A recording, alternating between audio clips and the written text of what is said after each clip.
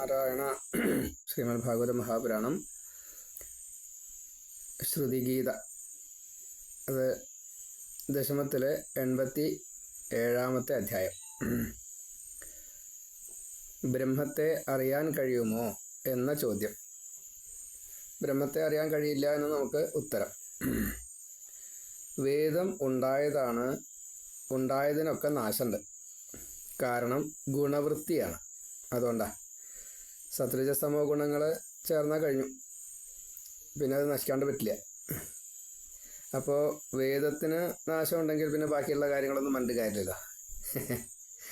നമുക്ക് ഉൾക്കൊള്ളാൻ പ്രയാസമുള്ള നാരായണനും ലയിക്കും എന്ന് പറഞ്ഞിട്ടുണ്ട്. നമ്മൾക്ക് നാരായണനിലേക്കാണ് ലയിക്കേണ്ടത്. പക്ഷെ ആ നാരായണനും ബ്രഹ്മത്തിൽ ലയിക്കും എന്ന് നാരായണൻ തന്നെ പറഞ്ഞിരിക്കുക. അപ്പോൾ പിന്നെ വലിയ പ്രയാസ. നാരായണ ജപിച്ചാൽ മുക്തി കിട്ടും ചെയ്യും. അതാണ്. അതേ നാരായണൻ തന്നെയാണ് മുക്തി തരിക. അവതാര പുരുഷന്മാരെങ്ങനെയാണോ ആ ദേഹം സകല സ്വരൂപം അഗ്നിയിലേക്കാണെങ്കിലും വെള്ളത്തിലേക്കാണെങ്കിലും ലയിപ്പിച്ച് ഒപ്പമുള്ളവരെ വൈകുണ്ഠത്തിലേക്ക് കൊണ്ടുപോയത്, അതേപോലെ വേദം നമ്മളെ അവിടേക്ക് എത്തിക്കും, നാരായണനിലേക്ക് എത്തിക്കും. അതേപോലെ തന്നെയാണ് പാദധൂളിയായാലും പാദതീർത്ഥായാലും. ഈ കഥ ഭഗവാന്റെ ഭക്തന്മാരെ അനുഗ്രഹിക്കുന്ന കഥകളാണല്ലോ ഭാഗവതം. അത് ശൈവായാലും വൈഷ്ണവായാലും ശാക്തയായാലും അവിടേക്ക് എത്തിക്കും. അപ്പോൾ വേദം നമ്മളെ ഭഗവാങ്കൽ ലയിപ്പിക്കും. ആ ഭഗവാൻ നമ്മളെയും കൂടി ബ്രഹ്മത്തിലേക്ക് ലയിപ്പിക്കും. അപ്പോൾ ആ വേദം കൊണ്ട് എങ്ങനെയാ ബ്രഹ്മത്തെ അറിയാൻ പറ്റുക? അത് പറ്റില്ല. ജാഗ്രതാദി അവസ്ഥ മറികടന്നാൽ ബ്രഹ്മത്തിലെത്താം. അതൊരു വാചകമാണ്. ജാഗ്രത, സ്വപ്നം, സുഷുപ്തി, തുരീയം, 4 ജാഗ്രത എന്ന് പറഞ്ഞപ്പോൾ നമ്മൾ ഉണർന്നിരിക്കുകയാണ്. ഇതാണ് ജാഗ്രത. സ്വപ്നം എന്ന് പറഞ്ഞാൽ ഉറക്കത്തിനും ജാഗ്രതത്തിനും ഇടയ്ക്കുള്ള ഒരു അവസ്ഥയിൽ നമ്മൾ എന്തെങ്കിലും അനുഭവിച്ചതായിട്ടുള്ള, ഏതെങ്കിലും ജീവിതത്തിൽ അനുഭവിച്ചതായിട്ടുള്ള ഒരു കാര്യത്തെ മനസ്സിലൂടെ കടന്നു പോവുക. അത് വ്യക്തമായിട്ടാവില്ല, എന്നാൽ ഒരു അല്പസ്വല്പം മനസ്സിലാവുകയും ചെയ്യും. അങ്ങനെയാണ്. ജീവനെ അത് അറിയിക്കും, മനസ്സിനെ അത് അറിയിക്കും. പക്ഷെ ദേഹം അതറിയില്ല. അതാണ് സ്വപ്നം. സുഷുപ്തി എന്ന് പറഞ്ഞു കഴിഞ്ഞാൽ ഒന്നും അറിയില്ല. ജീവനും സാക്ഷിയായിട്ടുള്ള ഈ അന്തരാത്മാവും ഒപ്പം ഉണ്ട് എന്നല്ലാണ്ട് ദേഹം, മനസ്സ് ഇത് രണ്ടും ഒന്നും അറിയാത്ത അവസ്ഥയാണ് സുഷുപ്തി. ജീവൻ ഇവിടെ ഉണ്ട്. അത് പിന്നീട് മനസ്സുകൊണ്ട് നമ്മൾ ഉണർന്നു കഴിഞ്ഞാൽ അറിയണു എന്ന് മാത്രം. ജീവനെ നമുക്ക് ഇതാണ് ജീവൻ എന്ന് പറയാൻ സാധിക്കില്ല. ചൈതന്യം, ചേതന, ചേതനയിൽ നിന്നുണ്ടാകുന്ന ദേഹത്തെ പ്രവർത്തിപ്പിക്കുക എന്ന ആവശ്യത്തെ മനസ്സുകൊണ്ട് പ്രേരിപ്പിച്ച് ഇന്ദ്രിയങ്ങളെ കൊണ്ട് ചെയ്യിക്കുന്നു. അപ്പോൾ സുഷുപ്തിയിൽ നിന്നും ഉണർന്നു ജാഗ്രതയിലെത്തി. ഈ ഒരവസ്ഥയ്ക്ക് ദേഹത്തിൻ്റെതായിട്ടുള്ള ഘടകങ്ങൾക്ക്, ആന്തരാവയവങ്ങൾക്ക് വളരെയധികം പ്രാധാന്യമുണ്ട്. ഒപ്പം മനസ്സിനും.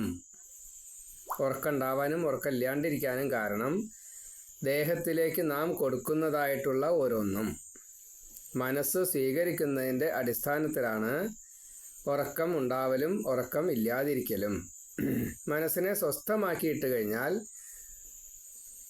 ആഹാരാദി കാര്യങ്ങൾ ഈ ദേഹത്തെ അസ്വസ്ഥമാക്കാത്തതാണ് എങ്കിൽ ഉറക്കം വരും, ഉറങ്ങും. ശരീരത്തിൻ്റെ ദൃഢത ഉറക്കത്തിലൂടെ അത് ശരിയാവുകയും ചെയ്യും. ഉറക്കമില്ലെങ്കിൽ 90% ആ ദേഹം അസ്വസ്ഥമാണ്. ആഹാരത്തിൻ്റെ സ്വീകാരം തന്നെയാണ് പ്രധാന കാരണം. അതിനെ നല്ലോണം മനസ്സിരുത്തണം. അപ്പോൾ ഈ ഒരു അവസ്ഥ മറികടന്നാൽ മാത്രമേ ദേഹബോധം ഇല്ലാത്തൊരവസ്ഥയിലേക്ക് നമുക്ക് എത്താൻ സാധിക്കുള്ളൂ. അപ്പോൾ മാത്രമേ ത്രിത്വത്തെ കടക്കാൻ പറ്റൂ. അപ്പോൾ മാത്രമേ ദ്വന്ദ്വത്തെ കടക്കാൻ പറ്റുള്ളൂ. വേദം പറയുന്നത് ഭഗവാനാണ് ബ്രഹ്മം. ബ്രഹ്മേതി പരമാത്മേതി ഭഗവാൻ ഇതി ശബ്ദതേ. അത് വേദവും പുരാണവും ഗുരുക്കന്മാരും ഭഗവാനും ഒരേപോലെ പറയണു. സകല സ്വരൂപം സ്വീകരിച്ച ഭഗവാൻ പറയണു. കാണാനോ അനുഭവിക്കാനോ കഴിയില്ല, അപ്രമേയനാണ്, അളക്കാൻ പറ്റില്ല എന്നർത്ഥം. രൂപമില്ല, ജന്മമില്ല, കർമ്മമില്ല, ഒന്നുമില്ല.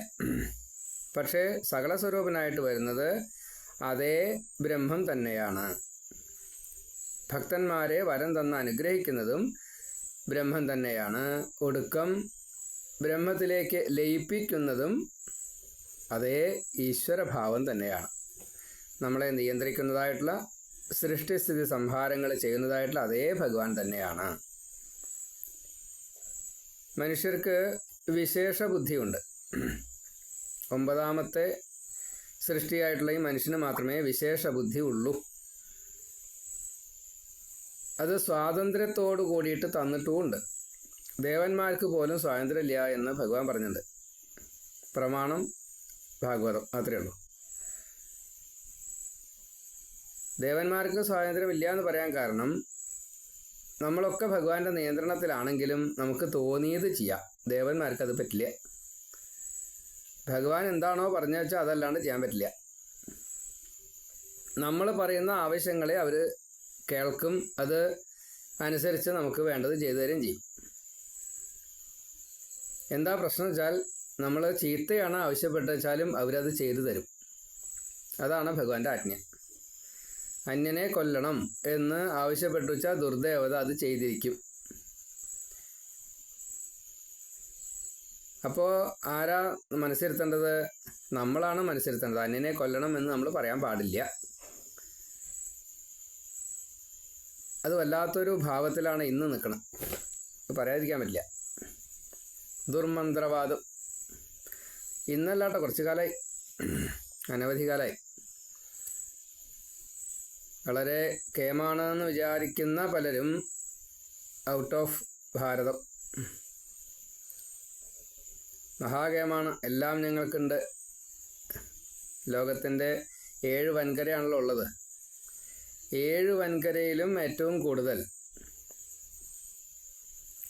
ചീത്ത മനസ്സുള്ളവരാണെങ്കിൽ അവർ സാത്വികരാണെന്ന് വെച്ചാൽ ചെയ്യില്ല. ദുർമന്ത്രവാദം ആശ്രയിക്കണു. കർമ്മം ചെയ്ത പ്രയോഗം ഫലിക്കും. അത് ദുർദേവതകളെ ആണെങ്കിൽ ചീത്തയായിട്ടാണ് വരിക. അപ്പോൾ വിശേഷബുദ്ധി തന്നത് തമോ ഗുണവും രജോ ഗുണവും ഇല്ലാണ്ടാക്കാനാണ്. പക്ഷേ സ്വാർത്ഥബുദ്ധി വന്നു കഴിഞ്ഞാൽ തിന്മ ചെയ്യാൻ മടിക്കില്ല. ഇതിനെ മനസ്സിലാക്കുന്നില്ല എന്നതാണ്. അപ്പോൾ നമുക്ക് അബദ്ധം പറ്റും. ആ അബദ്ധമാണ് ഇന്നത്തെ ഈ ലോകത്തിൻ്റെ കന്മഷത്തിന് മുഴുവൻ കാരണം. കലി അതിലാണ് കയറി പിടിച്ചത്. അതിന് ഉപാധിയായിട്ട് ധനവും അതേപോലെ തന്നെ അതിൻ്റെ തുടർച്ചയായിട്ടുള്ള ദ്യൂതം, പാനം, ശ്രേയസ്സൂന 4 കൂട്ടിച്ചേർത്തു.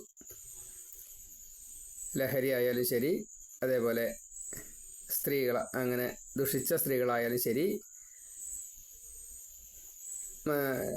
ദ്യൂതം, പാനം, പിന്നെ ചൂതുകളി തൊട്ടുള്ള കാര്യങ്ങൾ,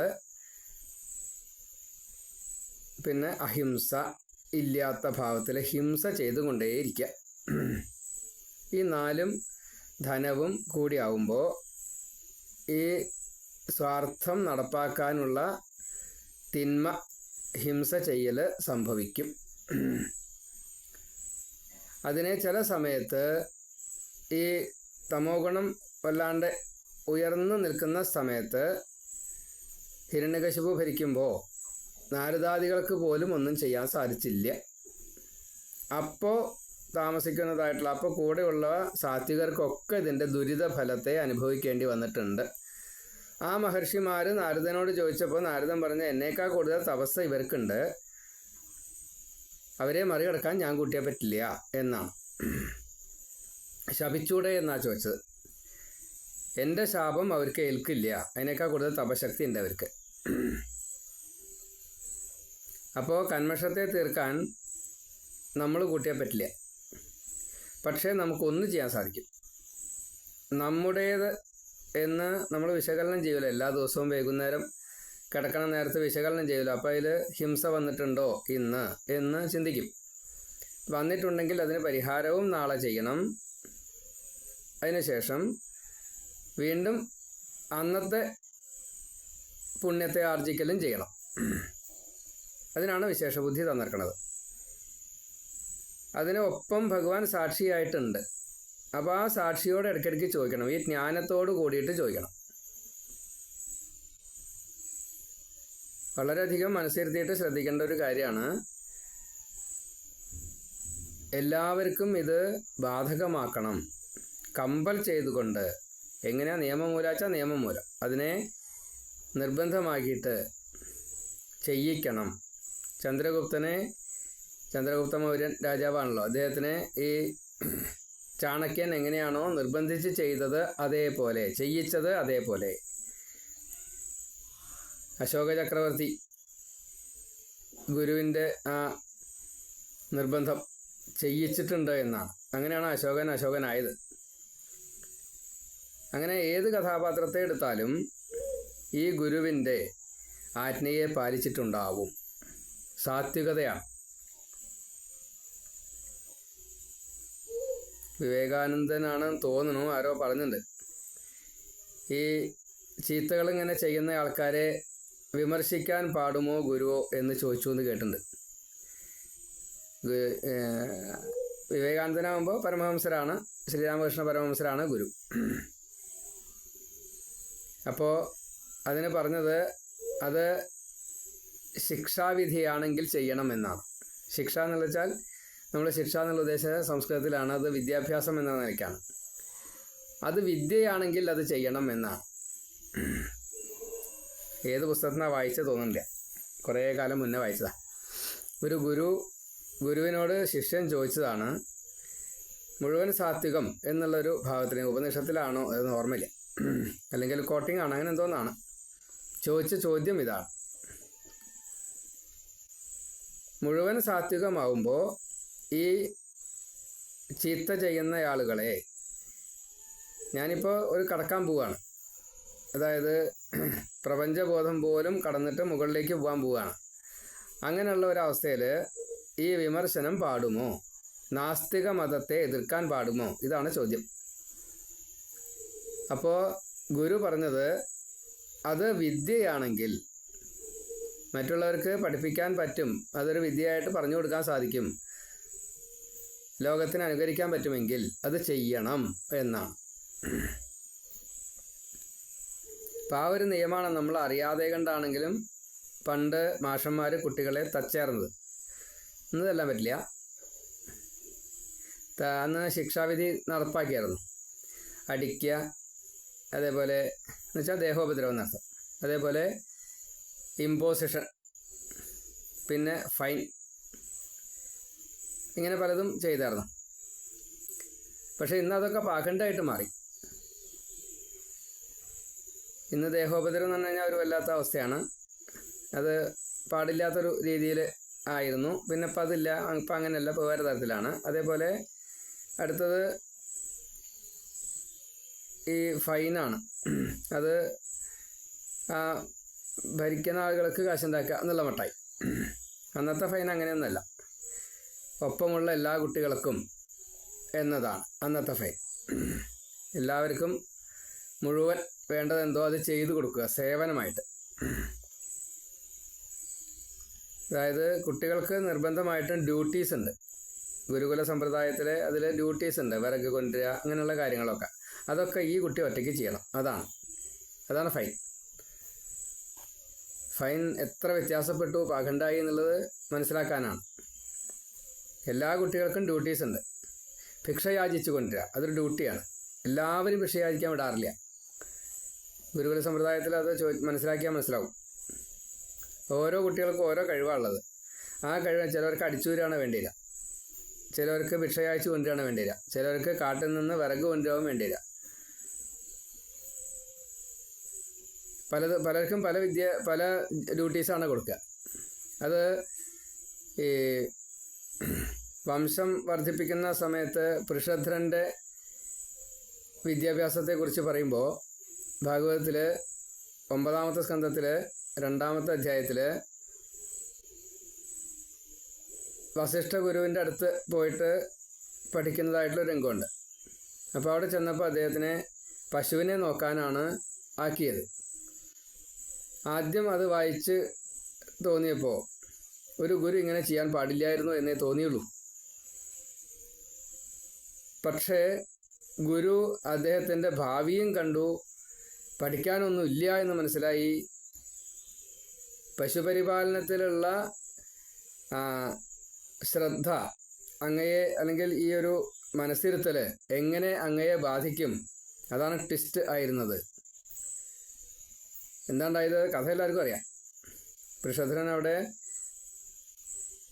പശുവിനെ നോക്കുന്ന സമയത്ത് രാത്രി മഴ, ഇരുട്ട്, ഒരു പുലി വന്നു പശുവിനെ തിന്നാൻ. അപ്പോൾ അദ്ദേഹം ഉണർന്നിരിക്കുകയാണ്, കാവലിരിക്കുകയാണ്. വാളുകൊണ്ട് വെട്ടി പുലിയുടെ ചെവി മുറിഞ്ഞു, പശുവിൻ്റെ കഴുത്ത് മുറിഞ്ഞു, പശു ചത്തു. അപ്പോൾ ശിക്ഷ വിധിച്ചു, നാട്ടിൽ നിന്ന് പുറത്താക്കി. വിദ്യാഭ്യാസത്തിന് അർഹതയില്ല എന്ന് നമ്മൾ വിചാരിക്കും. ആ ശിക്ഷാവിധി ശരിയായിരുന്നു എന്ന് നമ്മൾ വിചാരിക്കുന്ന അർത്ഥത്തിലല്ല അത് ശരിയായിരുന്നത്. ഗുരു അറിഞ്ഞുകൊണ്ടാണ് പുറത്തേക്കാക്കിയത്. ഈ ശിഷ്യൻ്റെ ഉള്ളിൽ മനസ്സിലായി, ഇത് പഠിപ്പിക്കാനാണ് എന്നെ ഇവിടെ ഇരുത്തിയത്. ശ്രദ്ധ കുറഞ്ഞു. പശുവിനെ ഹിംസിക്കുകയാണ് ഉണ്ടായത്, പുലിയെ വധിക്കുകയല്ല ഉണ്ടായത്. എന്താ ശിക്ഷ? വേണ്ടത് വേണ്ട രീതിയിൽ ചെയ്യാൻ സാധിച്ചില്ല, ഇങ്ങനൊരു അപകടമുണ്ട്, ഇത് മനസ്സിലായി. അപ്പോൾ അവിടെ ഹിംസയല്ലേ വന്നത്, പാലനത്തിന് പകരം ഹിംസയാണ് വന്നത്. അത് എന്തുകൊണ്ട് സംഭവിച്ചു? ഇരുട്ടത്ത് കണ്ണ് കാണാത്ത ഭാവത്തിൽ പുലിയെ ആട്ടാൻ സാധിച്ചില്ല. പുലിയെ ആട്ടുന്നതിൻ്റെ ഇടയ്ക്ക് വിപരീത ഫലം സംഭവിക്കുകയും ചെയ്തു. ഈ ബോധം അദ്ദേഹത്തിൻ്റെ ഉള്ളിലുണ്ടായി. അദ്ദേഹം ആ ദ്വന്ദ്വത്തെ കാട്ടിൽ പോയി തപസ് ചെയ്ത് മറികടന്നു. യഥാർത്ഥത്തിലുള്ള ദ്വന്ദ്വത്തെ മറികടന്നപ്പോൾ ഈ സർവം ഈശ്വരനായിട്ട് കാണാൻ സാധിച്ചു, മുക്തി നേടി. അതാണ് വ്യാഖ്യാനം. നമ്മൾ ആ കഥയെ സ്മരിക്കുക ഒന്നും പതിവില്ല. എങ്ങനെയാ പതിവുള്ളൂ?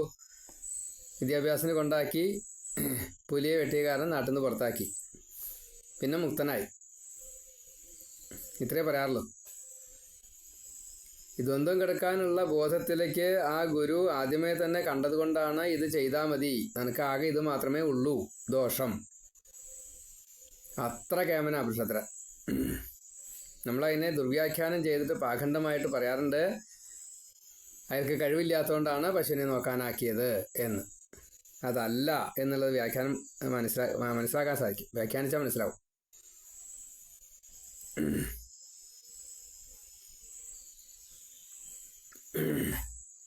ശശാദനെ പുറത്താക്കി. 2 കഥയുണ്ട് ഭാഗവതത്തിൽ ഒരേപോലെ. ശശാദനെ നാട്ടിൽ നിന്ന് പുറത്താക്കി. വസിഷ്ഠൻ തന്നെയാണ് പുറത്താക്കിയത്. ശ്രാദ്ധത്തിന് കൊണ്ടുവന്ന ആഹാരത്തിൽ ഒരു മുയലിനെ തിന്നുന്ന. 12 മുയലിനെ പിടിച്ചു, 11 എണ്ണത്തിനെയും കൊണ്ടുവന്ന് കൊടുത്തു, ഒരെണ്ണത്തിനെ ചുട്ടു തിന്നു. അപ്പോൾ അത് ശരിയല്ല എന്ന് രാജാവ് പറഞ്ഞപ്പോൾ എന്നാൽ ശരി, ശിക്ഷ നടപ്പാക്കാമെന്ന് പറഞ്ഞു. വസിഷ്ഠൻ പുറത്താക്കി. ഇക്ഷ്വാകുവിൻ്റെ മകനാ. അപ്പോൾ ശശാദ് എന്താ ചെയ്തത്? കാട്ടിൽ പോയി പലതും പഠിച്ചു. സ്വയമേവ ഒരു പഠനമുണ്ട്. കണ്ണും ചെവിയും തുറന്നിരുന്നാൽ പഠിക്കാൻ പറ്റും, പലതും കാണാൻ പറ്റും. പ്രാണിവർഗവും ഈ തിര്യക് ജാതികളും സസ്യങ്ങളും പഞ്ചഭൂതങ്ങളും ഒക്കെ പഠന വിഷയമാണ്. അതൊക്കെ പഠിച്ചു നല്ലോണം. സ്വയം പഠിക്കാൻ പറ്റും, അത് പഠിച്ചു. അച്ഛൻ മരിച്ചപ്പോൾ തിരിച്ചു വന്ന് രാജ്യം ഭരിച്ചു. പിന്നെ നന്നായിട്ട് പഠിച്ചു, അത് നന്നായിട്ട് ഭരിച്ചു. ശാശ്വത ഈജെ എന്നാണ്, നന്നായിട്ട് ഭരിച്ചു എന്നാ. ശാസനം വളരെ എങ്ങനെ യജ്ഞം പോലെ, ഈശ്വരന് യജ്ഞം സമർപ്പിക്കുന്നത് പോലെ ചെയ്തു എന്നാണ്. അതാണ് വ്യാഖ്യാനം. ഭാഗവതത്തിന്റെ വ്യാഖ്യാനം അത്ര നിസ്സാരമല്ല. നമ്മൾ പറയുന്ന വ്യാഖ്യാനങ്ങളൊന്നല്ല, അതിലൊക്കെ അപ്രശ്യം ഉണ്ട് എന്നുള്ളത് മനസ്സിലായി, ഇപ്പം മനസ്സിലായി വരികയാണ്. മറ്റതൊക്കെ പൊങ്ങച്ചം പറയണു, അത് എന്തൊക്കെയോ ആൾക്കാർ സ്വീകരിക്കണം, അത്രയേ ഉള്ളൂ. അതിനെ ഉൾക്കൊള്ളാനുള്ള മനസ്സില്ലാത്തതുകൊണ്ട് ശ്രദ്ധ ഉണ്ടാവില്ല കേൾക്കുന്നവർക്ക്.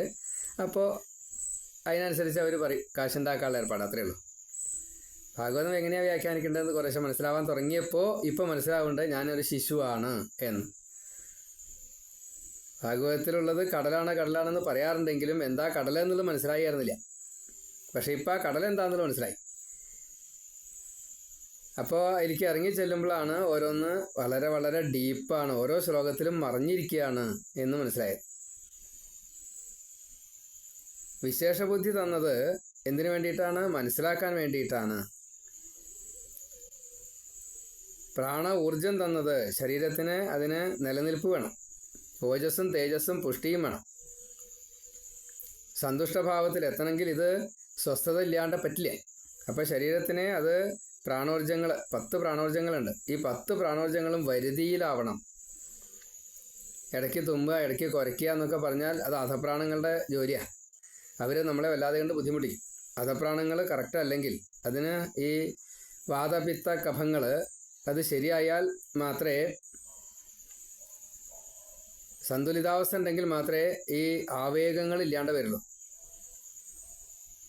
കീഴ്ശ്വാസം പോലും പ്രശ്നമാണ്, അധോവായു. ആഹാരം സ്വീകരിക്കുന്നത് ശരിയാവാത്തതുകൊണ്ടാണല്ലോ ഈ ഗ്യാസ്ട്രിക് ആവണത്. അതിനെന്തെല്ലാം ബുദ്ധിമുട്ടുകൾ ഉണ്ടാവണം നമുക്ക്. ശരീരത്തിൻ്റെ പല ഭാഗങ്ങളിലും ഈ വായു കുമിളകൾ ചെന്നിട്ട് പ്രശ്നങ്ങൾ ഉണ്ടാക്കണം, വേദന. അപ്പോൾ പ്രാണങ്ങളുടെ ഒരു നിലനിൽപ്പ്, പ്രാണങ്ങളുടെ ഒരു നമ്മളെ സഹായിക്കൽ, പ്രാണങ്ങളുടെ സന്തുലിതാവസ്ഥ ശരിയല്ലെങ്കിലത്തെ ഒരു അവസ്ഥ ഒന്ന് ആലോചിച്ച് നോക്കൂ. അതിനെ നല്ലോണം കൺട്രോൾ ചെയ്യാൻ സാധിക്കും യോഗങ്ങളെ കൊണ്ട്, യോഗാദികളെ കൊണ്ട്, പ്രാണായാമാദികളെ കൊണ്ട്. ചൂടാക്കാൻ പറ്റും, തണുപ്പിക്കാൻ പറ്റും, അതൊക്കെ പ്രാണായാമത്തിന് സാധിക്കും. ശരീരത്തിന് ഉഷ്ണ ശരീരമാണെങ്കിൽ അതിനെ തണുപ്പിക്കാൻ സാധിക്കും. സന്തുലിതാവസ്ഥയിൽ പ്രകൃതിയിൽ ഏത് ഊർജ്ജമാണോ ഉള്ളത്, ഏത് കാലാവസ്ഥയാണോ ഡിഗ്രി സെൽഷ്യസ് ഉള്ളത് വെച്ചാൽ അതിലേക്ക് നമ്മളെ എത്തിക്കാൻ സാധിക്കും. അപ്പം നമുക്ക് വിഷമം ഉണ്ടാവില്ല, ശരീരത്തിന് സ്വസ്ഥത ഉണ്ടാവും. ഇതൊക്കെ വിശേഷബുദ്ധി കൊണ്ട് കിട്ടുന്നതാണ്.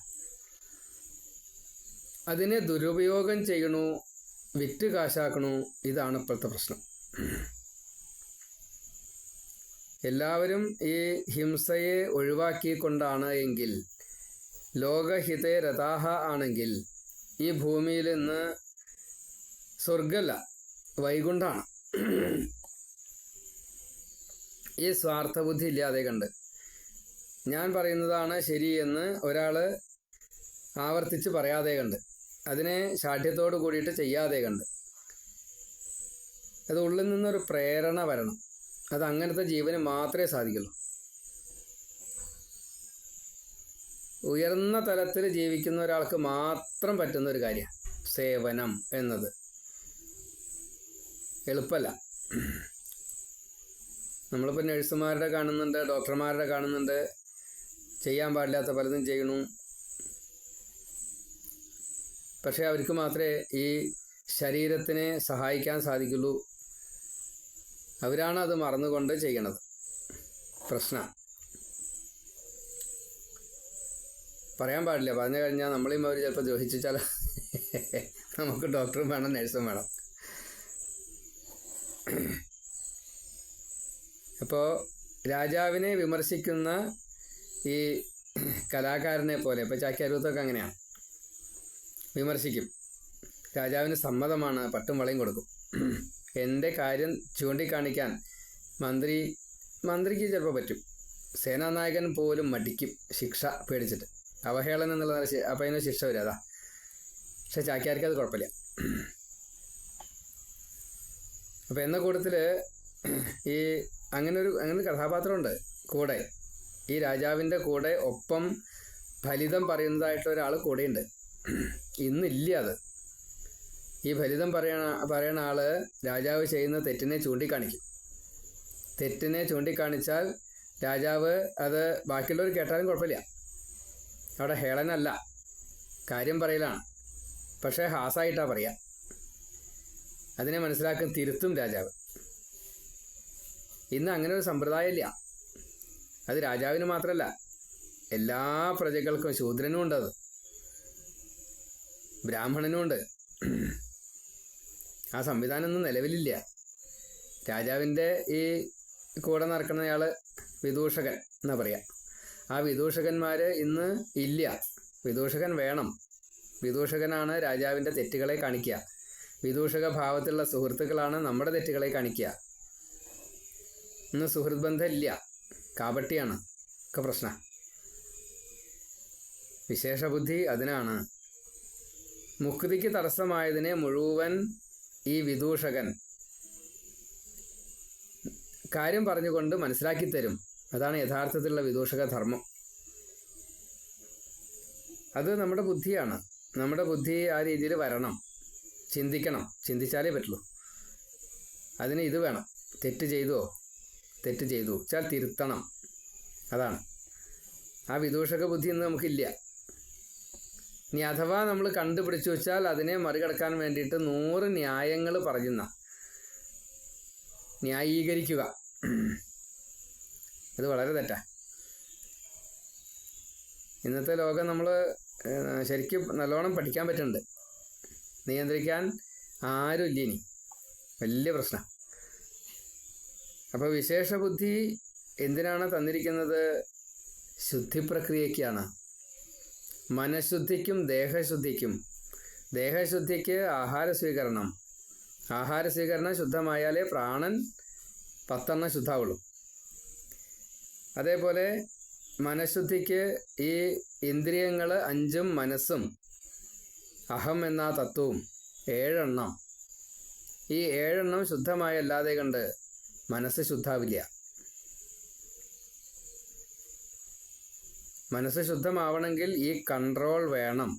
ബുദ്ധിക്ക് വിശകലനം ചെയ്തുകൊണ്ട് ഈ കൺട്രോൾ വേണം. അങ്ങനെ കിട്ടാൻ വേണ്ടിയിട്ടാണ് വർണ്ണാശ്രമധർമ്മങ്ങളെ പറഞ്ഞിരിക്കുന്നത്. ഇതൊക്കെ ഭാഗവതത്തിലെ ശ്ലോകങ്ങളാട്ടോ. ഞാനൊന്നും കൂട്ടിച്ചേർക്കുന്നത് അഡീഷണൽ വേഗം പറയുന്നുണ്ട്, ഇത് ഭാഗവതത്തിലുള്ള അല്ല എന്ന്.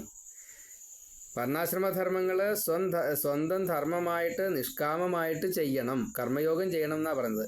പ്രായത്തിനനുസരിച്ച്, കുലത്തിനനുസരിച്ച്. ഇങ്ങനെ മനഃശുദ്ധി കിട്ടാൻ ധാർമ്മികമായിട്ടുള്ള കർമ്മങ്ങളെ ചെയ്യുമ്പോൾ അർത്ഥം വന്നു ചേരും, ധനം വന്നു ചേരും. ആ ധനം ധാർമ്മിക വൃത്തികൾക്ക് വേണ്ടിയിട്ട് വിനിയോഗിക്കുകയും വേണം. ധാർമ്മിക അല്ല എന്നുള്ളത് സംഭവിച്ചു കഴിഞ്ഞാൽ അത് വിപരീതം ഫലം വരും. അത് വരാതെ കണ്ട് നോക്കണം. കാരണം ഇത് ഭഗവാൻ തരുന്നതായിട്ടുള്ള എതിരച്ഛയാ കിട്ടുന്നതാണ്. എതിരച്ഛയാ കിട്ടുന്നതിൽ അത് പണിയെടുത്തു കഴിഞ്ഞാൽത്താണ് ഈ കർമ്മത്തിൻ്റെ പണിയാണല്ലോ കർമ്മം. ആ കർമ്മത്തിന് കിട്ടുന്ന ഫലമാണ് ഈ കൂലി. അപ്പോൾ ആ കൂലി കിട്ടുമ്പോൾ അത് ധാർമ്മികമല്ലെങ്കിൽ ആ ധനം ശുദ്ധധനല്ല. അപ്പോൾ അത് മോക്ഷത്തിന് തടസ്സമാണ്. അപ്പോൾ അതിനെങ്ങനെയാണ് തീർക്കുക? അതിനെ ദാനം ചെയ്ത് തീർക്കണം. എങ്ങനെ ദാനം കൊടുത്താലും വേണ്ടില്ല. വ്യക്തികൾക്ക് ദാനം കൊടുക്കാം. അതേപോലെ റോഡ് ഉണ്ടാക്കുക, കുളം ഉണ്ടാക്കുക എന്നുള്ള ഇഷ്ടാപൂർത്തങ്ങൾക്ക് കൊടുക്കാം. അങ്ങനെ വേണം. അതേപോലെ ഓരോ ജീവനും അതാത് ക്ഷേത്രത്തിൽ ഇരുന്നു കൊണ്ട്, അതാത് ശരീരത്തിൽ ഇരുന്നു കൊണ്ട് ഈ ശുദ്ധി പ്രക്രിയയാണ് ചെയ്യുന്നത് എങ്കിൽ ഈ ലോകം നേരെയാവും. നല്ലോണം മനസ്സിരുത്തുക, ഇത് കേൾക്കുക, വീണ്ടും വീണ്ടും കേൾക്കുക. ഭാഗവതത്തിൻ്റെ വ്യാഖ്യാനം അങ്ങനെയാണ്. സനകാദികൾക്കത് അറിയാമായിരുന്നു. അത് നാരദ നാരായണ സംവാദമായിട്ട് പിന്നീട് പുറത്തു വന്നു. സനകാദികൾ തമ്മിൽ സംവദിച്ചതായിട്ടുള്ള ഒരു കാര്യം നാരായണ മഹർഷി അല്ലെങ്കിൽ നരനാരായണന്മാരിൽ നാരായണ ഭഗവാൻ നാരദന് പറഞ്ഞു കൊടുത്തു. അതാണ് ശ്രുതി ഗീത. ചോദ്യം: വേദവാക്യം നിർഗുണ ബ്രഹ്മത്തെ ഉത്ബോധിപ്പിക്കുന്നത് എങ്ങനെ? ഇതാണ് ചോദ്യം. സനകാദികൾ ജനലോകത്ത് നടത്തിയതായിട്ടുള്ള സംഭാഷണം അന്ന് നാരദ മഹർഷി ശ്വേതദ്വീപിലായിരുന്നു. അനിരുദ്ധ ഭഗവാനെ കാണാൻ വേണ്ടി പോയ സമയത്താണ് നടന്നത്. അതുകൊണ്ട് അത് കേൾക്കാൻ സാധിച്ചില്ല. ബുദ്ധി എന്നത് നാരദനാണ്. അപ്പോൾ ആ സമയത്ത് ബുദ്ധി അവിടെ ഉണ്ടായിരുന്നില്ല. സനകാദികൾ ഇത് പറയുമ്പോൾ അത് കേൾക്കാൻ ഈ ബുദ്ധി അവിടെ ഉണ്ടായിരുന്നില്ല. ബുദ്ധി മനസ്സിനടിമയായപ്പോഴാണ് ബുദ്ധി അവിടേക്ക് ചെല്ലാഞ്ഞത്. മനസ്സ് ബുദ്ധിക്കടിമയാവണം. അതാണ് നമ്മുടെയൊക്കെ ബുദ്ധി മനസ്സിനടിമയാണ്. മനസ്സ് ബുദ്ധിക്കടിമയാവണം. വളരെ പ്രധാനമായിട്ടുള്ളൊരു കാര്യമാണ്. നമുക്ക് മനസ്സെന്താ അറിയില്ല, ബുദ്ധി എന്താ അറിയില്ല. വിശകലനം ചെയ്യാനുള്ള കഴിവ് ഉപയോഗിക്കുമ്പോൾ ഈ ഇന്ദ്രിയങ്ങളുടെ പിന്നാലെ പോകുന്നതായിട്ടുള്ള മനസ്സിനെ നിയന്ത്രിക്കാൻ സാധിക്കും. അപ്പോൾ ബുദ്ധി മനസ്സിലായല്ലോ. ഇന്ദ്രിയങ്ങളാണ് കണ്ണുകൊണ്ട് അത് കാണണം, കേൾക്കണം, തൊടണം എന്ന് ആഗ്രഹിക്കുന്നത്. അതാണ് മനസ്സ്. ആ മനസ്സിനെ നമ്മൾ വിശകലന ബുദ്ധി കൊണ്ട് അത് വേണ്ട, അത് നമ്മൾ ബുദ്ധിമുട്ടിക്കും. അതിൻ്റെ ഫലം വിപരീത. ആരാൻ്റെ മുതൽ കാണുമ്പോൾ ഒരു പണ്ടം കണ്ടു എന്ന് കൂട്ടുക.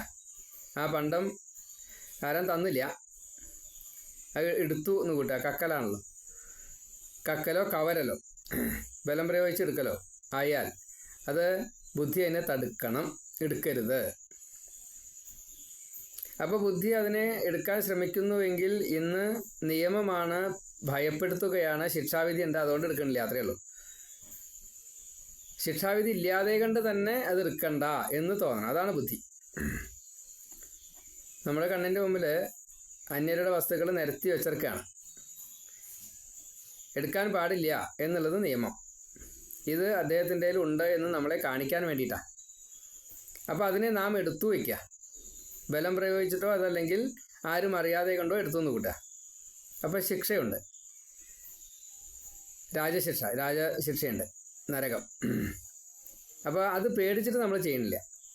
നേരെ മറിച്ച് ഇത് കണ്ടിട്ടും ഇദ്ദേഹത്തിൻ്റെ ഇതുണ്ട് അല്ലേ, നന്നായി, അപ്പോൾ ഒന്ന് തൊഴുതു, മറ്റാളെ ഒന്ന് സ്മരിച്ചു, ഭഗവാൻ ഇദ്ദേഹത്തിന് ഇങ്ങനെ കൊടുത്തു അല്ലേ, ഭഗവാനി ഈ വസ്തുവിൻ്റെ കൗതുകം, വിശേഷം, ഗുണം പലതും കണ്ടുകൊണ്ട് വസ്തുവിനെ തൊഴുതു. വസ്തു ഈശ്വരനാ, ലക്ഷ്മിയാണ്. ഈ പണ്ടം ലക്ഷ്മിയാണ്. അപ്പോൾ ആ ലക്ഷ്മിയെ നമ്മൾ തൊഴുതു. അത് ഭഗവാനാണ് ഈ ഭക്തന് കൊടുത്തത്. അപ്പോൾ ഭക്തനെയും തൊഴുതു, ഭഗവാനെയും തൊഴുതു. പിന്നെ നമ്മൾ കക്കുവോ? ലക്ഷ്മിയെ നമ്മൾ കക്കുവോ? പൃഥുവും കൂടിയും പറഞ്ഞ അങ്ങനെയാണ്. അങ്ങ് ലക്ഷ്മിയെ ഉപേക്ഷിച്ചോളൂ, ഞാൻ വരാമെന്നാ സേവിക്കാനായിട്ട്. ലക്ഷ്മി ഇല്ലെങ്കിലേ ഭഗവാന്റെ അടുത്തേക്ക് എത്താൻ സാധിക്കുള്ളൂ. അപ്പോൾ ബുദ്ധി മനസ്സിന് അടിമയായി കഴിഞ്ഞാൽ പിന്നെ ഹിംസയെ വരൂ. മനസ്സ് ബുദ്ധിക്ക് അടിമയാണെങ്കിൽ നമ്മൾ രക്ഷപ്പെടും. ഇന്ന് അതില്ല. അതാണ് പറയലൊക്കെ പലതും പറയും, അതുകൊണ്ടൊന്നും കാര്യമില്ല. അനുഭവത്തിൽ എങ്ങനെ അവനവൻ സ്വയം ചിന്തിക്കാം. ഇന്നതില്ല. നമുക്ക് നല്ലോണം മനസ്സിലാവുന്നുണ്ട്. ഇപ്പോൾ ഭാഗവതം മനസ്സിലാവാൻ തുടങ്ങിയപ്പോഴാണ് കുറേശ്ശെ അത് മനസ്സിലാവുന്നത്. ഗുരുസ്ഥാനത്ത് ഇരിക്കുന്നവർ പോലും ഇതിനെ മനസ്സിലാക്കുന്നില്ല എന്നുള്ളത് വളരെ വ്യക്തമായിട്ട് മനസ്സിലാവും. നിരീക്ഷിച്ചാൽ മനസ്സിലാവും, എളുപ്പ. സനകൻ, സനന്ദൻ, സനാതനൻ, സനൽകുമാരൻ ഒരിക്കലും നശിക്കാത്തതായിട്ടുള്ള ബ്രഹ്മചര്യഭാവം അവരിലുണ്ട്. ജ്ഞാനവൃദ്ധരാണ്, ബ്രഹ്മാവിൻ്റെ മാനസപുത്രന്മാരാണ്. ഓരോരുത്തർക്കും അവരവരുടേതായിട്ടുള്ള ഈ പ്രപഞ്ചത്തെ മുഴുവൻ നിലനിൽക്കാൻ വേണ്ടതായിട്ടുള്ള ജ്ഞാനം തൊട്ടുള്ള ഓരോന്നുമുണ്ട്. അതിൽ ആനന്ദിക്കുക എന്ന സന്തോഷത്തെ കൊടുക്കുക, ഒരിക്കലും നശിക്കാതിരിക്കാത്ത ഭാവം, സന്തോഷം, സ്വസ്ഥത, സ്വാതന്ത്ര്യം. അതേപോലെ തന്നെ എപ്പോഴും ചെറുപ്പം, കുമാരൻ എന്നുള്ളൊരവസ്ഥ. 5 വയസ്സ്, അതാണ് എന്നും 5 വയസ്സ്. കുമാരൻ അങ്ങനെയാണ്. അർഭകഭാവം കഴിഞ്ഞ് ഈ കൗമാരത്തിലെത്തുന്നതിന് മുന്നേയുള്ള ഭാവമാണ്. അപ്പം ശരിക്കും പറഞ്ഞാൽ ഈ പൗഗണ്ഡം എന്നൊരു ഭാവമുണ്ട്, അത് 6-ാമത്തെ വയസ്സിലാണ്. അപ്പം അത് എത്തുന്നതിൻ്റെ മുന്നേയായിട്ട് കഴിയപ്പത്. അർഭകൻ, ബാലൻ, പൗഗണ്ഡഭാവം, കുമാരൻ, ഇങ്ങനെയാണ് ക്രമം. അർഭകൻ എന്ന് പറഞ്ഞാൽ ശിശു, അർഭകൻ. ശിശു, അർഭകൻ കഴിഞ്ഞാൽ പിന്നെ പൗഗണ്ഡനാണ്. ഈ പൗഗണ്ഡൻ കഴിഞ്ഞിട്ട് വേണം കുമാരൻ. ശിശു, അർഭകൻ, ബാലൻ. ബാലൻ കഴിഞ്ഞിട്ട് വേണം പൗഗണ്ഡകൻ. പൗഗണ്ഡൻ കഴിഞ്ഞിട്ട് വേണം കുമാരൻ. അപ്പോൾ ഈ പൗഗണ്ഡക ഭാവമാണ് സ്വതേ സനൽകുമാരൻ. അപ്പോൾ ജസ്റ്റ് ബിഫോർ കുമാരനാണ് ഈ കുമാരൻ, സനൽകുമാരന്മാർ. ഈ 5 ഭാവത്തെ കഴിഞ്ഞിട്ട് വേണം. ജനനം, ശിശു, അർഭകൻ, ബാലൻ, പൗഗണ്ഡൻ, കുമാരൻ. അപ്പോൾ ആ ഭാവത്തിലുള്ളവരാണ് ഈ സനകാദികൾ. അവർ 4 പേരും തുല്യരാണ്. ഒരാൾ പറയും, 3 പേരും കേൾക്കും. പ്രളയത്തിൻ്റെ അവസാനം ഭഗവാന്റെ ഈ നിശ്വാസ രൂപത്തിൽ വേദമുണ്ടായി. വേദം എപ്പോഴാണ് ഉണ്ടായത്? പ്രളയത്തിൻ്റെ അവസാനം, കൽപ്പം തുടങ്ങുന്ന സമയത്ത്, സൃഷ്ടി തുടങ്ങിയ സമയത്ത് വേദമുണ്ടായി. അത് ഓങ്കാരാണ്, ശബ്ദബ്രഹ്മമാണ്. ആദ്യത്തേത് ശബ്ദബ്രഹ്മം. ശബ്ദബ്രഹ്മത്തിൽ നിന്ന് വേണം അങ്ങോട്ട് പുറത്തേക്ക് എടുക്കാം, പ്രകൃതിയിൽ നിന്ന് ശബ്ദബ്രഹ്മത്തിലേക്ക്. ശബ്ദബ്രഹ്മം കഴിഞ്ഞിട്ട് വേണം വൈകുണ്ഠത്തിലേക്ക് എത്താൻ. വൈകുണ്ഠത്തു നിന്ന് വേണം മറ്റേ ഈ ഭഗവാങ്കലെത്താൻ, ലയിക്കാൻ. ഇന്നലെ ഒരു ചോദ്യത്തിന് ഞാൻ ഉത്തരം പറഞ്ഞിട്ടുണ്ട്. ചോദിച്ച ആൾ തന്നെ റിട്ടേൺ തന്നിട്ടില്ല, മനസ്സിലായിണ്ടാവില്ല. അവർക്ക് ഇത് കൊടുക്കാം, ശ്രദ്ധിച്ച് കേൾക്കാച്ചാൽ കേട്ടോട്ടെ. പക്വമല്ല, അതാണ് വളരെ പ്രധാന. ഭാഗവതം മനസ്സിലാക്കാത്ത എളുപ്പമല്ല. ഇപ്പോൾ കുറേശ്ശെ മനസ്സിലാവാൻ തുടങ്ങി. എപ്പോഴാണ് ഞാൻ ശിശുവാണെന്ന് എനിക്ക് മനസ്സിലായത്. എത്ര വ്യാഖ്യാനങ്ങളാണ് ഓരോ ശ്ലോകത്തിലുള്ളത്, നമുക്ക് അറിയാത്ത ഒളിഞ്ഞു കിടക്കുന്നുണ്ട്. അതിൻ്റെ ഈ അക്ഷരങ്ങൾക്ക് അർത്ഥമുണ്ട്, സ്വരങ്ങൾക്ക് അർത്ഥമുണ്ട്. അത് രണ്ടും കൂടി ചേരുമ്പോൾ അർത്ഥമുണ്ട്. 2 സ്വരങ്ങൾ, 2 സ്പർശാക്ഷരങ്ങൾ കൂടി ചേരുമ്പോൾ അർത്ഥത്തിന് വ്യത്യാസം വരും. ഇങ്ങനെ മനസ്സിലാക്കുമ്പോഴാണ് എന്താ വേദം എന്ന് മനസ്സിലാവുള്ളൂ. അതിനൊക്കെ ആർക്കാൻ നേരം? അതിനൊന്നും ആർക്കും നേരമില്ല. ഞാൻ അക്ഷരത്തിൻ്റെ ഓരോത്തിൻ്റെ അർത്ഥം വ്യക്തമായിട്ട് പറഞ്ഞിട്ടൊക്കെ ഉണ്ട്. യൂട്യൂബ് ചാനൽ ഇങ്ങനെ എതിരട്ടണമെന്ന് ഓർമ്മയില്ല. അത് വശമല്ല, അത് നേരെയാക്കാൻ വേണ്ടിയിട്ട് 1-2 ആൾക്കാരെ പറഞ്ഞു. അവരൊക്കെ പൈസ പറ്റിച്ച് പോയി എന്നല്ലാണ്ട് ഈ കാര്യം ഏറ്റെടുത്തില്ല. ഒരാൾ 1.5 ലക്ഷം റുപ്യ തട്ടിച്ചുകൊണ്ടായി. എനിക്ക് വശമില്ലാത്തതുകൊണ്ടാണ്, നേരെയാവുമെന്ന് വിചാരിച്ചിട്ടാണ് കൊടുത്തത്. പക്ഷേ ചെയ്തില്ല. വേറൊരാൾ കുറച്ച് പൈസ വേറെ പറ്റിച്ചുകൊണ്ടായി. അപ്പോൾ അത് യഥാർത്ഥത്തിലുള്ള ഭാഗവതം എന്തുകൊണ്ട് പരക്കുന്നില്ല എന്ന് നമുക്ക് മനസ്സിലാവുക, ജീവിതത്തിൻ്റെ സ്വാനുഭവം കൊണ്ട് മനസ്സിലാവുക. അപ്പോൾ പ്രളയാവസാനം ഭഗവാന്റെ നിശ്വാസത്തിൽ നിന്നാണ് വേദമുണ്ടായത്. അത് പറഞ്ഞ് പരത്തുന്നത് സൂതനും മാഗധനും വന്ദിയും സ്തുതികളിലൂടെയാണ്. സൂതന്മാര് പുരാണത്തെ പറഞ്ഞുകൊണ്ട്, മാഗധന്മാര് പരമ്പരയെ പറഞ്ഞുകൊണ്ട്, വന്ദികൾ നേരിട്ട്. അപ്പോൾ ഭഗവാനെ സ്തുതിക്കേണ്ടത്, ഇപ്പം നമ്മളൊക്കെ നേരിട്ട് സ്തുതിക്കുന്നവരാണ്. പരമ്പര പറഞ്ഞ് സ്തുതിക്കുന്നവരുണ്ട്, ഋഷിത്വത്തെ പറഞ്ഞുകൊണ്ട്. അതേപോലെ ഈ പുരാണങ്ങളെ പറഞ്ഞുകൊണ്ട്. പുരാണങ്ങൾ മുഴുവൻ അങ്ങനെയാണ്, സൂത ഉവാച, അങ്ങനെയാണ് പുരാണങ്ങൾ മുഴുവൻ കിട്ടുക.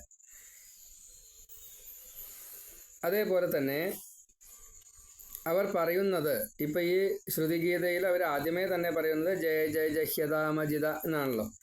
ആദ്യത്തെ വാക്ക് തന്നെ വളരെ വിശാലമാണ്. ജയിക്കട്ടെ ജയിക്കട്ടെ. ജഹി അജാം അജിത, അങ്ങനെയുണ്ട്. ജഹി എന്ന് പറഞ്ഞാൽ വധിക്കുക എന്നുള്ള അർത്ഥമാണ്. അജാം പ്രകൃതിയെ, അജിത, ജയിക്കാൻ പറ്റാത്ത ഭാവമാണ്, ഭഗവാന്റെ ഭാവമാണ്, ഭഗവാന്റെ മാത്രമേ ഉള്ളൂ അത്. ആരാലും ജയിക്കാൻ പറ്റാത്ത ആള് ഭഗവാൻ മാത്രമേ ഉള്ളൂ. അപ്പം അതിൻ്റെ അർത്ഥത്രേ ഉള്ളൂ, പ്രകൃതിയെ ജയിക്കാൻ ഭഗവാനെ ഞങ്ങളെ സഹായിക്കണേ. ഞങ്ങൾ വേദങ്ങളാണല്ലോ, ആ വേദങ്ങളാണ് പറയണത്, ശ്രുതയ ഊജു എന്നല്ലേ, ആ വേദങ്ങളാണ് പറയണത്. എന്താ പറയണത്? ഈ പ്രകൃതിയെ ഉപേക്ഷിക്കാൻ ജീവന് സാധ്യമാകണേ എന്ന് പ്രാർത്ഥിക്കാം. അപ്പോൾ മായാനാഥൻ ജയിക്കട്ടെ, മായയെ മറികടക്കാൻ വേണ്ടിയിട്ട്, അവിദ്യയെ നീക്കാൻ വേണ്ടിയിട്ട് പൂർണ്ണനായിട്ടുള്ള ആ ഭഗവാൻ ഈ സൃഷ്ടിയാദികളിൽ പെട്ടതായിട്ടുള്ള ദേഹത്തെ സ്വീകരിച്ച ജീവനുകളെ രക്ഷിക്കാനുള്ള ഉപായത്തെ അങ്ങ് പറഞ്ഞു കൊടുക്കണേ, തോന്നിപ്പിക്കണേ, പ്രകാശിപ്പിക്കണേ, ശക്തി കൊടുക്കണേ. അപ്പോൾ പിന്നെ പറഞ്ഞത് ഏതിലൊക്കെയാണ് ഉള്ളത് എന്നാണ്. എല്ലാറ്റിലും ഉണ്ട്.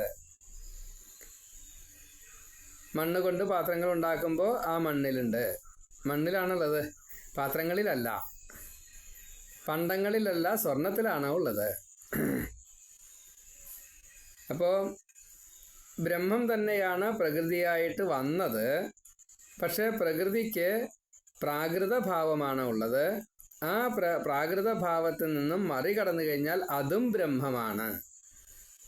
പ്രാകൃത ഭാവത്തിലുള്ള ഇതിൽ കുടികൊള്ളുന്നതായിട്ടുള്ള ജീവനും ബ്രഹ്മാംശമാണ്. ഇങ്ങനെ ജീവനുകൾ ത്രിവിധ കർമ്മങ്ങളെ കൊണ്ട് വിശേഷബുദ്ധിയോട് കൂടിയിട്ടുള്ള മനുഷ്യനെയാണ് ഇവിടെ ഉപമിച്ചത് എന്നതുകൊണ്ട് മനസ്സുകൊണ്ട് ചിന്തിക്കുന്നതും വാക്കുകളെ കൊണ്ട് പറയുന്നതായിട്ട് രണ്ടാമത്തെ പ്രവൃത്തിയും ദേഹേന്ദ്രിയാദികളെ കൊണ്ട് ചെയ്യുന്നതായിട്ടുള്ള മൂന്നാമത്തെ പ്രവൃത്തിയും ത്രികരണങ്ങൾ എന്നറിയപ്പെടുന്നു. അത് മുഴുവൻ ഭഗവാൻ സ്വീകരിക്കുമാറാകണേ. വിശ്വം വിഷ്ണുർ വഷവക്കാര സഹസ്രനാമത്തിൻ്റെ ആദ്യത്തെ 3 നാമങ്ങളാണ്. വിശ്വരൂപമായിട്ടിരിക്കുന്ന, വിരാട് രൂപമായിരിക്കുന്ന, സ്വയമേവ പ്രകാശിതമായിരിക്കുന്ന ഈ സ്വരാട്ട്, വിശ്വൻ, തൈജസൻ എന്നൊക്കെ പറയാം. തേജസ്സിനെ കൊടുക്കുന്നതാണ് ഭഗവാൻ. ആദ്യത്തെ വിശ്വം, വിഷ്ണു, വിശദി, എല്ലാറ്റിലേക്കും പ്രവേശിക്കുന്നു എന്നതാണ്. ജഡത്തിലുമുണ്ട്, ചൈതന്യത്തിലുമുണ്ട് ഭഗവാൻ, സത്തിലുമുണ്ട്, അസത്തിലുമുണ്ട്.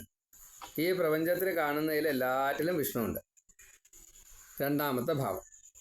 അതേപോലെ തന്നെ കൊടുക്കുന്നതെല്ലാം സ്വീകരിക്കുന്നതായിട്ടുള്ള ഭാവമാണ് വഷട്കാരൻ. നമ്മൾ നമ എന്ന് പറഞ്ഞാൽ നമസ്കരിക്കുന്നു, അത് ഭഗവാന് കൊടുക്കുകയാണ്. ഭഗവാൻ സ്വീകർത്താവാണ്. സ്വാഹ, ഹോമിക്കുകയാണ്. അപ്പോൾ ഹോമിക്കുമ്പോൾ അത് ഭഗവാൻ സ്വീകരിക്കുന്നു. പിന്നെ ഇതായി വഷട്ട്, ഹും, ഹുംഭട്ട്, വൗഷട്ട്, ആശ്രാവയ, ഇങ്ങനെയൊക്കെ നമ്മൾ പലതരത്തിൽപ്പെട്ട മന്ത്രങ്ങളെ ഉപയോഗിച്ചുകൊണ്ട് ഭഗവാന് സമർപ്പിക്കുന്നുണ്ട്. ആത്മനിവേദനം, അതാണ് ഒടുക്കത്തെ ഭക്തിയുടെ ഒടുക്കത്തെ ഒരു ഭാവമാണ് ആത്മനിവേദനം. ഇത് നമ്മൾ കൊടുക്കുന്നതിലൊക്കെ, ഇപ്പോൾ ദാനം കൊടുക്കുന്നതാണ്, സകലതും സ്വീകരിക്കുന്നതായിട്ടുള്ള ഭാവം. ഇങ്ങനെ സഹസ്രനാമത്തിൻ്റെ തുടക്കം തന്നെ 3 ഇങ്ങനെയാണ്. അതിൻ്റെ ഒടുക്കം അങ്ങനെ സർവപ്രഹരണായുധ, എല്ലാറ്റെയും എന്താ ചെയ്യുന്നത്? ഭഗവാനിലേക്കാണ്ട് ലയിപ്പിക്കുകയാണ്. അതാണ് സഹസ്രനാമം പൂർണ്ണമാണ്. വിഷ്ണു സഹസ്രനാമത്തിനോളം പൂർണ്ണമായിട്ട് മറ്റൊരു സഹസ്രനാമം ഇല്ല. സഹസ്രനാമം എന്ന് പറഞ്ഞു കഴിഞ്ഞാൽ വിഷ്ണു സഹസ്രനാമമാണ്. സഹസ്രനാമം എന്നേ പറയണ്ടു, വിഷ്ണുവായി. അത്രയും പ്രാധാന്യം മറ്റൊരു സഹസ്രനാമത്തിനുമില്ല. ദൈഹികമായിട്ടുള്ള പ്രാണായാമാദികളെ ചെയ്യുന്നതിന് പകരം ലളിതാ സഹസ്രനാമം ചെയ്താൽ മതി. രണ്ടാമത്തെ